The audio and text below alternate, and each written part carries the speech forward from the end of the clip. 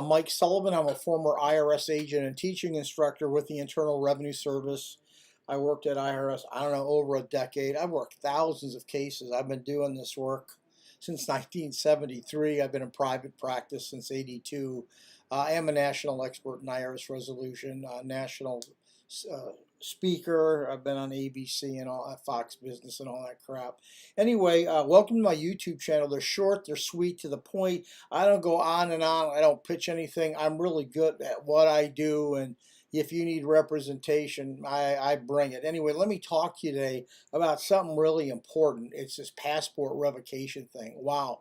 This thing hasn't been around a long time. I think it's been around maybe 4 years.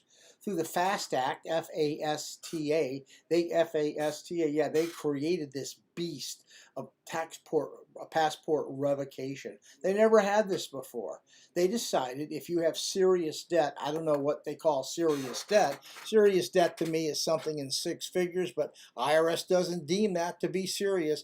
IRS deems $54,000 to be a serious tax debt.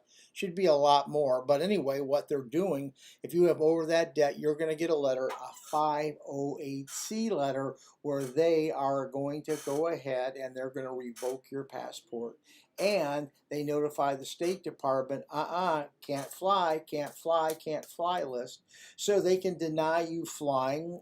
There's no evidences, there's no big histories of if they're going to let you fly, but no one really that I know has taken a chance. But the thing is, you just got to resolve this. When you get that letter, they certify to the State Department, just so you know, that you have serious tax debt and that passport needs to be revoked for whatever period of time. So that's what you need to do. You contact IRS. There's 3 ways really you can keep your passport, and that's you've got to enter into an IRS payment agreement, or you're a true hardship, or you've entered into an offer and compromise. So how do you reverse all this stuff and get back in the good graces of IRS and the State Department? Well, what you have to do is you have to first of all have a strategy, and you have to know the system. IRS is going to take a current financial statement on you, either a 433F or a 433A.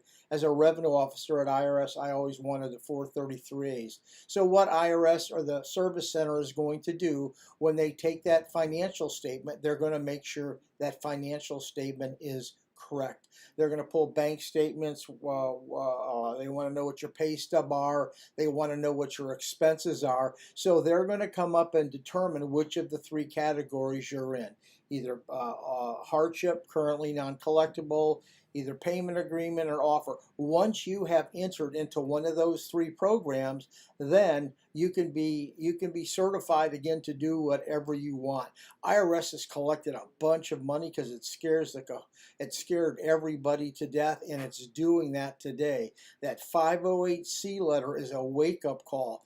At the end of the day, if you've got that, you've got to call someone. You can try to do it yourself. Usually small cases, I recommend people do them yourself. Larger cases, you probably need to get a hold of somebody. But you want to make sure all your tax returns are filed and you're current.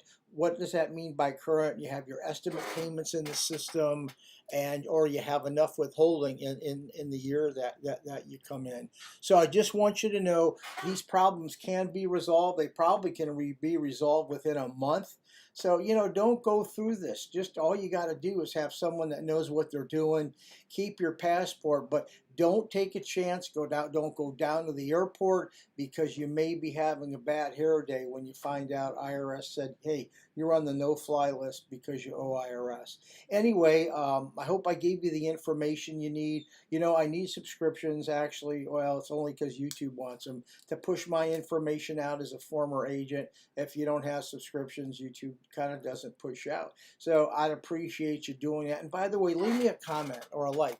If you leave me a comment, say, Michael, speak to me, most of my YouTubes actually comes from you. You have a question, or a question within the question of the questions and answers I give you, just let me know. Thank you so much for learning. And listen, don't get all caught up with this letter. It's not the end of the rope. If you're going to fly and if you're going to fly or leave the country, we usually can resolve all this within 6 weeks. But you got to contact somebody real early. Thank you. Don't forget that subscription. Blessings.